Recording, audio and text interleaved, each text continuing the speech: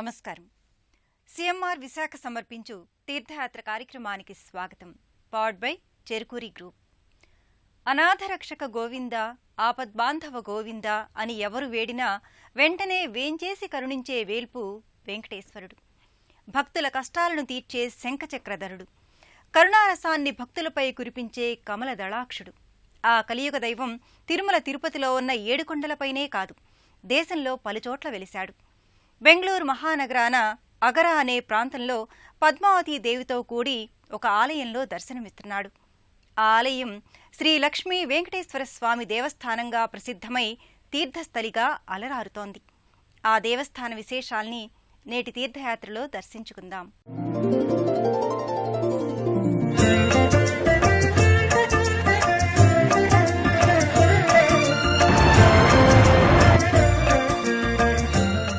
కన్నడిగుల రాజధానిలో తిరుమలరాయుని విలాసం. అత్యంత వైభవోపేతంగా కొలువైన వెంకటనాథుడు.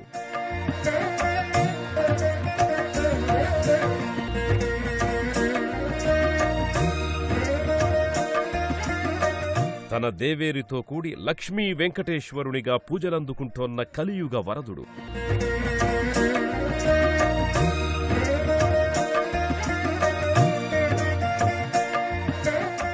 నయన మనోహరంగా అభిషేకాది అర్చనలందుకునే కోనేటిరాయుని అద్భుత ఆలయం బెంగళూరు అగర ప్రాంత శ్రీ లక్ష్మీ వెంకటేశ్వర స్వామి దేవస్థానం.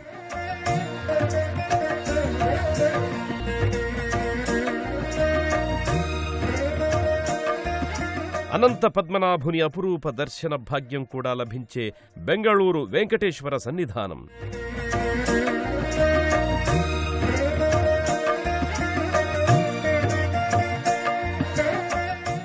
అలర్మేల్మంగ పద్మావతిగా ఇచ్చే అపూర్వ దర్శనం ఈ ఆలయ సందర్శకుల పాలిట వరం.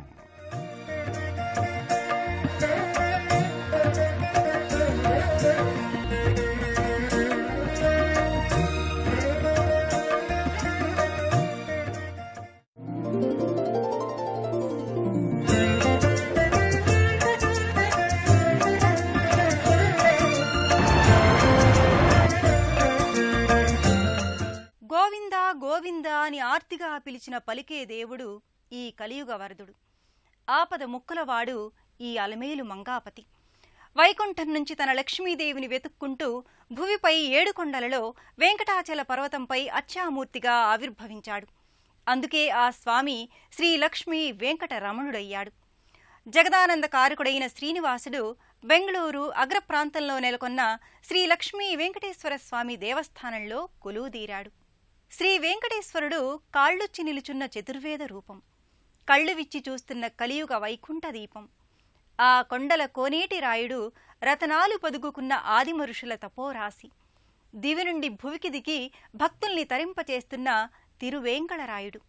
ఆ వెంకటపతి ఈ బెంగళూరు వాసుల తిరుమల వెంకటేశుడై తరింపచేస్తున్నాడు.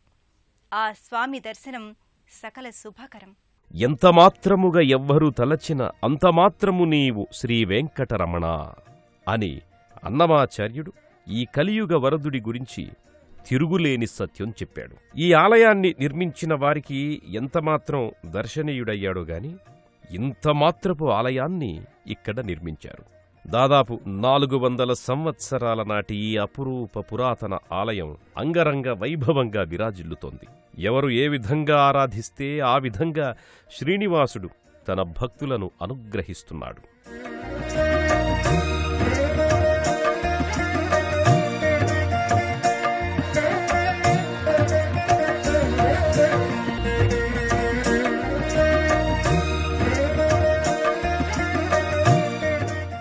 జగన్మోహనకరంగా జగదీశ్వర తత్వంతో యుగయుగాల ప్రశస్తిని యశస్సుని ప్రకటిస్తూ ఆదిదైవంగా అనాదిదైవంగా అందరి దైవంగా వెలుగొందుతోన్న కలియుగ దైవం శ్రీ వెంకటేశ్వరు. బెంగళూరు తిరుపతిగా భావించే ఈ అగర ప్రాంత శ్రీ లక్ష్మీ వెంకటేశ్వర స్వామి ఆలయ మూల విరాట్టును చూసిన కొద్దీ చూడాలి అనిపించేంత సౌందర్యవంతంగా ఉంటుంది.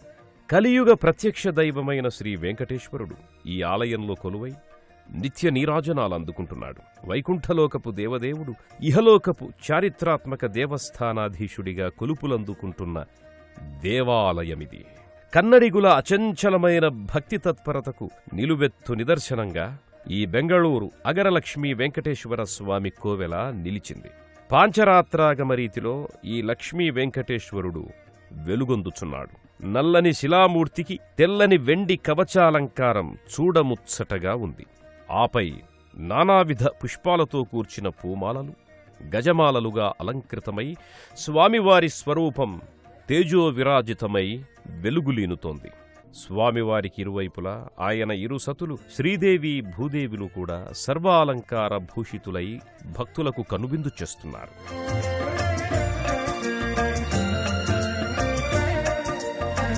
భజ గోవిందం భజ గోవిందం గోవిందం భజ మూఢమతే. భజ గోవిందం భజ గోవిందం గోవిందం భజ మూఢమతే.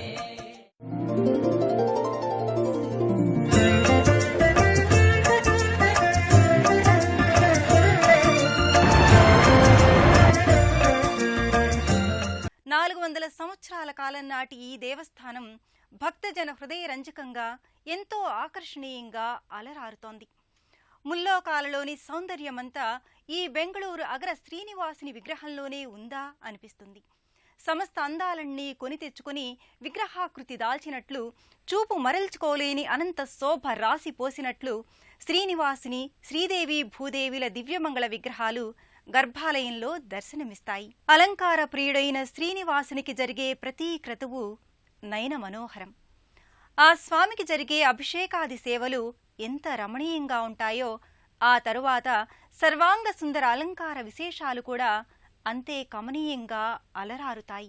శ్రీవైకుంఠ విరక్తాయ స్వామి పుష్కరిణీతటే రమయా రమమాణాయ వెంకటేశాయ మంగళం. శ్రీలక్ష్మిలేని వైకుంఠంపై విరక్తుడైన విష్ణువు భువిపైకి అరుదెంచి పద్మావతిగా జన్మించిన తన దేవేరిని కలియుగ వెంకటేశ్వరుడిగా అవతరించాడు. ఆ తిరుమల తిరుపతి ఏడుకొండల నివాసుడైన శ్రీనివాసుని ప్రతిరూపమే ఈ బెంగళూరు అగర ప్రాంత శ్రీలక్ష్మీ వెంకటరమణుడు. బెంగళూరు ఉద్యానవన నగరం. ఆకుపచ్చదనం తన అందంగా సమకూర్చుకున్న నగరం. ఈ నగరాన ఎన్నో చారిత్రాత్మక కట్టడాలు అలరారుతున్నాయి. అగర ప్రాంతంలోని ఈ ఆలయ పరిసరాలకు చేరుకోగానే ఓ సమున్నత రాజగోపురం పర్యాటకులను తీర్థయాత్రికులను ఆహ్వానిస్తుంది. 5 కలశాలు 5 అంతరువులు ఉన్న రాజగోపురానికి ప్రతి అంతస్తులోనూ జయ విజయులు, భారవాహులు, అనేక దేవతా ప్రతిమలు కొలువై ఉన్నాయి. ఈ మహారాజగోపురాన్ని దాటి లోపలి ఆవరణలోకి అడుగిడిన వారికి చక్కని లోగిలి కనుల ముందు ప్రత్యక్షమవుతుంది. ఆలయ లోపలి ప్రాంగణంలో రాతి ధ్వజస్తంభం, బలిపీఠం ఉన్నాయి. దానిపై నలువైపులా హనుమ, గరుడ, శంఖచక్రాలుంటాయి. ప్రధానాలయ ప్రాకారాలపై సీతారాములు, ఇరుదేవేరుల మధ్య వెంకటేశ్వరుడు, రుక్మిణీ సత్యభామల నడుమ శ్రీకృష్ణ పరమాత్మల విగ్రహాలు ఎంతో ఆకర్షణీయంగా ఉన్నాయి.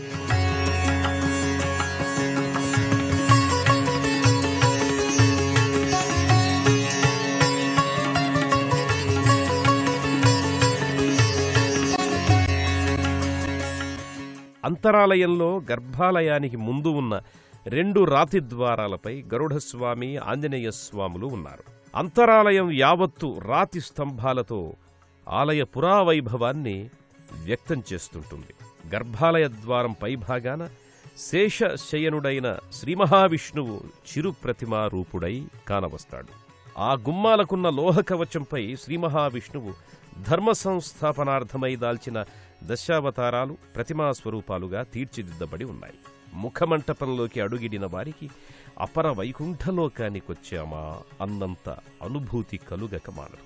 అక్కడ ఉన్న స్తంభాలు, ఆ స్తంభాలపై శిల్పీకృతమైన వ్యాళ, గజ, తురగాది జంతువుల ఆకృతులు, పంచఫణయుక్త శేషుని పాన్పుపై పవళించిన శ్రీమహావిష్ణువు, ఆయా స్తంభాలపై లతాది అలంకారాలు ఇవన్నీ కలిసి ఒక మహాద్భుత ప్రాంగణంలా అగుపిస్తాయి. తిరుమల తిరుపతిలోని శ్రీవెంకటేశ్వరుని వలె ఈ స్వామి కూడా వెలుగొందుతున్నాడు. గర్భాలయంలో శ్రీవెంకటేశ్వరుడు స్థానక భంగిమలో దర్శనమిస్తాడు. ఇరువైపులా శ్రీదేవి ఒకవైపు, భూదేవి మరోవైపు తమ స్వామికి సైదోడుగా స్థానక భంగిమలో దర్శనమిస్తున్నారు. మూల విరాట్టుకి జల, క్షీర, దధి, ఘృత, ఫలరసాది పంచామృతాలతో అభిషేకాలు నిర్వహిస్తారు. ఆ అభిషేక జలాలు స్వామివారిపై నుంచి జాలువారుతుంటే చూసి తరించని భక్తులంటూ ఉండరు. తిరుమల తిరుపతి వెంకన్నకు జరిగే అభిషేక దృశ్యం చాలా అరుదు. అది అందరికీ చూడశక్యం కాదు. అందుకేనేమో ఈ బెంగళూరులోని వెంకటరమణుడు భక్తజన సులభుడై తన అభిషేక దృశ్యాలను కనులారా వీక్షించమని కరుణిస్తున్నాడు. శ్రీయకాంతాయ కళ్యాణ నిదయే నిదయేతినాం శ్రీ వెంకట నివాసాయ శ్రీనివాసాయ మంగళం లక్ష్మీ సవిభ్రమాలోక సుభ్రూవి భ్రమ చక్షుషే చక్షుషే సర్వలోకానాం వెంకటేశాయ. అభిషేకాలానంతరం సర్వాలంకార భూషితుడైన ఆ కోనేటి రాయుడు నయన మనోహరమైన దర్శనాన్ననుగ్రహిస్తున్నాడు. భక్తులు ముందుగా పాదాలను, ఆ తరువాత కటిభాగాన్ని, వక్షస్థలాన్ని, ఆపై స్వామివారి ముఖారవిందాన్ని తేరిపార చూసి భక్తి పారవస్యంలో తరించిపోతారు. ఓం శ్రీ వెంకటేశాయ నమః, ఓం శ్రీనివాసాయ నమః, ఓం లక్ష్మీపతయే నమః అంటూ అష్టోత్తర శతనామావళిని మనసులో స్మరించుకుంటారు. ప్రణామాలు సమర్పించుకుంటారు. అర్చక స్వాములు ఆ పరంధామునికి మంగళ నీరాజనాలు పడతారు. జయ జయ జయ ఓం శ్రిత జన పోష జయ జయ జయ శ్రీ వెంకటేశ సనకాది ఋషులు సన్నుతి చేయ లక్ష్మీదేవిని పాదములొత్త మృదుకోపమున వైకుంఠ విడి భూలోకమునే చేరితివయ్య. జయ జయ జయ శ్రీ వెంకటేశ జయ జయ జయ ఓం శ్రిత జన పోష జయ జయ జయ శ్రీ వెంకటేశ. జగత్పితరులు పార్వతీ పరమేశ్వరుల వలె లక్ష్మీదేవి, శ్రీ మహావిష్ణువు దంపతులు కూడా ఆది దంపతులుగా సుప్రసిద్ధులు. తన నివాస స్థలమైన విష్ణు వక్షస్థలి అపవిత్రమైందని భూలోకానికి విచ్చేసిన లక్ష్మీదేవిని వెతుక్కుంటూ వచ్చిన ప్రాణసఖుడు శ్రీ మహావిష్ణువు. ఆ దైవమే కలియుగ దైవం శ్రీనివాసునిలా అవతరించాడు. అటువంటి శ్రీనివాసుడు ఎక్కడ కొలువైతే అక్కడ ఆయన హృదయవాసిని అక్కడే నెలకొని ఉంటుంది. ఈ బెంగళూరులోని అగర దేవస్థానంలోనూ పద్మావతీదేవి ఒక ఉపాలయంలో కొలువై ఉంది. తన స్వామి హృదయేశ్వరిగా ఆ లక్ష్మీదేవి తన స్వామి వక్షస్థలి అపవిత్రమయ్యిందని భూలోకాన పద్మావతిగా వెలిసింది. తన హృదయేశ్వరిని వెతుక్కుంటూ వచ్చిన వెంకటేశ్వరుని సతిగా ఆ స్వామి చింతనే ప్రతి ఆలయంలోనూ కొలువైంది. విష్ణు వక్షస్థల నివాసిని అయిన లక్ష్మీదేవి తన భర్త వక్షస్థలి కాలితాపుతో అపవిత్రమైందని తలచి భూలోకానికి వచ్చేస్తుంది. ఆకాశరాజు కుమార్తెగా జన్మించిన పద్మావతిని వెతుక్కుంటూ స్వామివారు కూడా భూలోకవాసుడై శ్రీనివాసుడై ఆమెను పరిణయమాడతాడు.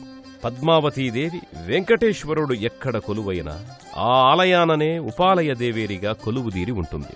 ఆ రీతిలోనే బెంగళూరు అగర ప్రాంత వెంకటేశ్వరాలయంలో కూడా ఒక ఉపాలయంలో అమ్మ దివ్యమైన దర్శనాన్ని అనుగ్రహిస్తోంది. శుకతోరణం కింద, మకరధ్వజుని తోరణం కింద ఆ తల్లి పరమ సౌందర్య రాశిగా నిలుచుంది. నల్లని శిలామూర్తిగా పద్మావతీదేవి ముక్కుకి ముక్కెర, తగు ఆభూషణాది అలంకారాలతో మెరిసిపోతుంటుంది. గులాబీ వర్ణపు చీరను ధరించి కనకాంబరాలు, చేమంతుల గజమాలల్ని అలంకరించుకుని భక్తులను అనుగ్రహిస్తోంది మాత. ఆ తల్లి చల్లని కరుణ కోసం భక్తులు తమ తమ గోత్రనామాదులతో అర్చనాది కైంకర్యాలను సమర్పించుకుంటారు. పద్మావతి పాహి అలమేల్ మంగ పద్మనాభ ప్రియ అలమేల్ మంగ పద్మోద్భవ పాహి అలమేల్ మంగ పద్మాలయ పాహి అలమేల్ మంగ అలమేల్ మంగ అలమేల్ మంగ పాహి హరి ప్రియే అలమేల్ మంగ సుప్రసన్న పాహి అలమేల్ మంగ సముద్ర తనయ పాహి అలమేల్ మంగ. బెంగళూరు శ్రీ లక్ష్మీ వెంకటేశ్వర స్వామి ఆలయంలో మరో విశిష్ట వైష్ణవ అవతారం అనంత పద్మనాభస్వామి. ఆది మధ్యాంతాలు లేని విష్ణువు అనంతుడయ్యాడు. ఆ అనంతుడి నాభి నుండి పద్మం, ఆ పద్మంలో నుంచి బ్రహ్మ ఆవిర్భవించారు కనుక పద్మనాభుడంటారు. అనంతుడైన పద్మనాభుడు కాబట్టి స్వామి అనంత పద్మనాభుడయ్యాడు. ఆ అనంత పద్మనాభుడు ఇదే ఆలయంలో ఉపమందిర దేవునిగా ఉన్నాడు. బెంగళూరు అగర లక్ష్మీ వెంకటేశ్వరుణ్ణి దర్శించుకోవడానికి వచ్చిన వారు ఈ ఉపమందిర భగవానుణ్ణి తప్పక దర్శించుకుంటారు. శ్రీ అనంత పద్మనాభస్వామి వారి దర్శనం ఈ ఆలయంలో లభించే అపురూప దర్శనం. ఈ బెంగళూరు అగర లక్ష్మీ వెంకటేశ్వరుని ఆలయంలో దర్శనమయ్యే విశిష్ట దైవం అనంత పద్మనాభ స్వామివారు. ఒక ప్రత్యేక ఉపాలయ దేవుడిగా ఆ స్వామిని దర్శించుకుని తరిస్తారు భక్తులు. విష్ణు షోడశనామ స్తోత్రంలో శయనించిన శ్రీ మహావిష్ణువే పద్మనాభుడు అని చెబుతారు. నాభియందు పద్మం, ఆ పద్మంలో 4 శిరస్సుల బ్రహ్మదేవుడు సృష్టి కార్యాన్ని సాగిస్తుంటాడని, అటువంటి నాభిస్థానజనిత పద్మమున్నవాడు కావున పద్మనాభుడు అంటారని పురాణాల ద్వారా తెలుస్తున్నది. పంచపడగల శేషుని తల్పంగా చేసుకుని అనంత శయనుడయ్యాడు కదా, అందుకే ఈ విష్ణువు పద్మనాభుడు అనంత పద్మనాభుడు అయ్యాడు. తన ఇరు దేవేరులైన శ్రీదేవి భూదేవిలతో అర్చావతార ఉత్సవ బేరాలుగా అనంత శయ్యపై శయన భంగిమలో స్వామి దర్శనీయమవుతున్నాడు. గాఢ నిద్రలో ఉన్నట్టుగా మనకు కనిపించే ఆ అఖిలాంతరంగుడిని, ఆయన నాభి నుంచి ఉద్భవించిన పద్మంపై ఆసీనుడైన సృష్టికర్త బ్రహ్మను, ఆయన పాదభాగాన లక్ష్మీదేవిని దర్శించుకోవచ్చు. శేషనాగుని పడగల కింద శయనమూర్తి అయినటువంటి అనంత పద్మనాభుని క్రింద భాగాన 2 వరుసల్లో ఉత్సవమూర్తులున్నాయి. మొదటి వరుసలో శ్రీదేవి భూదేవి సమేత శ్రీనివాసుల వారి విగ్రహాలున్నాయి. 2వ వరుసలో ఇరు దేవేరుల మధ్య సత్యనారాయణ స్వామి విగ్రహాలున్నాయి. പത്മനാഭാ നീലവർണ്ണാ മനോഹരാ പ്രാർത്ഥനാ പുഷ്പങ്ങൾ കാഴ്ചവയ്ക്കാം. പത്മതീർത്ഥക്കരയിൽ വാഴും മുരാന്തകാ കീർത്തനം കൊണ്ടു ഞാൻ മാല ചാർത്താം. പത്മനാഭാ നീലവർണ്ണാ മനോഹരാ പ്രാർത്ഥനാ പുഷ്പങ്ങൾ കാഴ്ചവയ്ക്കാം. శ్రీ వెంకటేశ్వరుడు కలియుగ దైవం. కలియుగంలోనూ ధర్మం క్రమం తప్పకుండా ఉండేందుకేనేమో ఆ శ్రీ మహావిష్ణువు ఈ యుగాన కూడా శ్రీనివాసునిగా అవతరించారు. ఆ స్వామి ఎక్కడ కొలువైనా నిండుగా మెండుగా కొలువవుతారు. ఇతర దేవీ దేవతల దర్శనాలతో ఆలయం అలరారుతుంటుంది. ఆ స్వామి నెలకొన్న ఈ బెంగళూరు ఆలయంలో ఇతర దేవీ దేవతలు, విశ్వక్సేన, రామానుజాచార్యుల వంటి వారు ఉపాలయ దేవతలై దర్శనమిస్తున్నారు. ఆలయంలోని రాతిగోడలన్నింట అనేక శిల్పాలు ఈ ఆలయ పురాతనత్వాన్ని, ఆలయ నిర్మాణం కాలాన్ని సూచికగా దర్శనీయమవుతాయి. ఏకశిల గోడలపై దేవదేవుళ్ల శిల్పాకృతులుంటాయి. ప్రధాన ఆలయ గర్భాలయం ముఖమంటపంలో శంఖచక్ర తిరునామాలు, హనుమ, గరుడ స్వరూపాలు శిల్పితమై ఉంటాయి. మరోచోట శివపార్వతీనందనుడైన విఘ్నేశ్వరుడు కూడా ప్రతిమారూపుడై పూజలందుకుంటున్నాడు. మరోచోట చిన్నరాయస్వామి, లక్ష్మీదేవి, విశ్వక్సేనుల వార్ల విగ్రహాలున్న ఉపాలయాన్ని కూడా ఈ ఆలయ సందర్శకులు దర్శించుకుంటారు. మరో ఉపాలయంలో తిరునామయుక్త రామానుజాచార్యుల వారు కూడా దర్శనమిస్తున్నారు. ఇంతటి విశిష్టమైన బెంగళూరు అగ్ర శ్రీ లక్ష్మీ వెంకటేశ్వర స్వామి ఆలయానికి ఎలా చేరుకోవాలో కూడా తెలుసుకుందాం. దేశంలోని ఏ ప్రాంతం వారైనా కర్ణాటక రాజధాని అయిన బెంగళూరుకి వివిధ మార్గాలలో చేరుకుంటారు. బెంగళూరు చేరుకున్న భక్తులు ఈ ఆలయానికి ఎలా చేరుకుంటారో తెలుసుకుందాం. బెంగళూరు మహానగరానికి దేశంలోని అన్ని ప్రాంతాల నుంచి రైలు, రోడ్డు, వాయుమార్గాలున్నాయి. హైదరాబాద్ నుంచి Yesvantpur express, Bengaluru express, Rayalaseema express వంటి రైళ్లలో లేదా బస్సుల్లో మహబూబ్ నగర్, కర్నూలు, అనంతపురం, ధర్మవరంల మీదుగా బెంగళూరు మెజెస్టిక్ రైల్వే స్టేషన్కి, కెంపగౌడ బస్టాండ్కి చేరుకుంటారు. విజయవాడకు చెందిన భక్తులు గుంటూరు, వినుకొండ, కర్నూలు, అనంతపురం, ధర్మవరంల మీదుగా బెంగళూరు మెజెస్టిక్ రైల్వే స్టేషన్, అనంతరం కెంపగౌడ బస్టాండ్కి చేరుకుంటారు. అక్కడి నుంచి ఈ అగర ప్రాంతానికి సిటీ బస్సులు వెళ్తాయి, లేదా స్థానిక వాహన సదుపాయాలను ఉపయోగించుకుని ఆలయానికి చేరుకోవచ్చు. శ్రీనివాస గోవింద, శ్రీ వెంకటేశ గోవింద అని ప్రియమార గోవిందనామాలను స్మరించగానే ఆపద మొక్కులను తీర్చే ఆపన్న వరదుడు ఈ కలియుగ దేవుడు. ఎవరు ఏ విధంగా కొలిచినా వారికి అభయాన్ని, ఆనందాన్ని ఇచ్చే ఆర్తత్రాణ పరాయణుడు శ్రీనివాసుడు. బెంగళూరు అగ్ర శ్రీనివాసుని కటివరద హస్తాలు మనల్ని ఎల్లప్పుడూ ఆశీర్వదిస్తూనే ఉంటాయని ఆశిద్దాం. ఆ దేవదేవునితో పాటు కొలువైన దేవతలందరి కృప మనందరికీ దక్కుతూనే ఉంటుందని కోరుకుందాం. మరో తీర్థయాత్రలో మళ్ళీ కలుసుకుందాం. అంతవరకు ఓం నమో శ్రీనివాసాయ, నమో నమో అంటూ సెలవు తీసుకుందాం. పుణ్యక్షేత్రాల దర్శనం, అపురూప ఆలయాల సందర్శనం, తీర్థయాత్ర కార్యక్రమాన్ని ఇప్పుడు యూట్యూబ్ ఆన్లైన్లో www.youtube.com/ETV News లింక్ ద్వారా కూడా వీక్షించండి.